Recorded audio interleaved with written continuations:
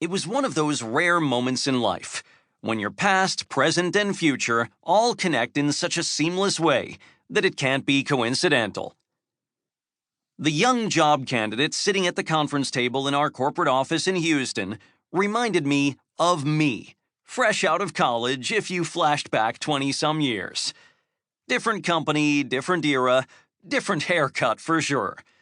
But Chad was just as intent on being selective about his first job out of Baylor University as I had been. I could tell from his thoughtful interview answers that his selectivity wasn't due to a sense of entitlement or ego, but because he apparently understood something that not all 21-year-olds know. If he chose well in this first job, the payoffs in his future would be far greater than any paycheck. If the work aligned with both his personal and professional passions and goals, he would be stepping out into a life for himself, not just a career. It would be a critical decision. He clearly intended to choose wisely. After seeing so much of myself in this young man, I was even more grateful that I had Jeff Reeter around to help when I was navigating those kinds of decisions after college and beyond. Jeff and I were introduced by mutual family friends while I was exploring job options during my senior year at Baylor. At that time, Jeff was a financial representative at Northwestern Mutual's Dallas office, and he wanted me to join his record-setting sales team. As a global leader in the financial services industries, Northwestern certainly had a lot to offer someone like me. So did Jeff. I intuitively sensed he could teach me a lot.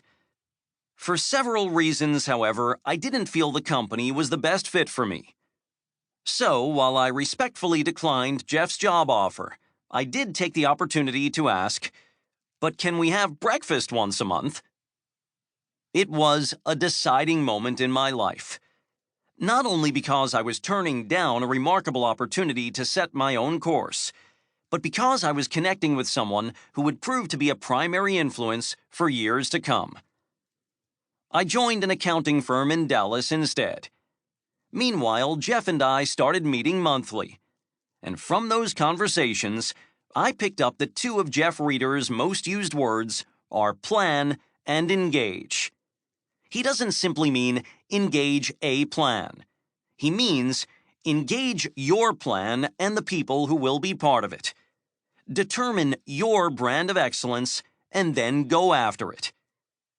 This was my first introduction to doing life differently and leading myself.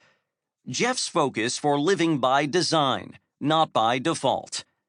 And I needed this concept because my motto at the beginning of my career was, "Be awesome at work and everything else will just fall into place." I particularly thought my family life would automatically thrive if I was succeeding at my job. But Jeff taught me to stop thinking excellence will somehow happen and strive to make it happen instead, in all areas and relationships that I value. As I integrated Jeff's ideas on taking the lead, in both my career and at home with my wife and kids, I saw progress in both places. For example, the owner of the accounting firm offered me partner after only 3 years. Extending this invitation to someone outside his family was something he'd never done, and had always said he'd never do. I was very flattered, but thanks to my conversations with Jeff, I now understood that I had to follow my heart and head rather than someone else's vision for my future. Consequently, I chose a position with another company. This made for a sensitive situation interpersonally and career-wise. But Jeff walked me through my exit from the firm in a way that burned no bridges and kept me on track with my goals.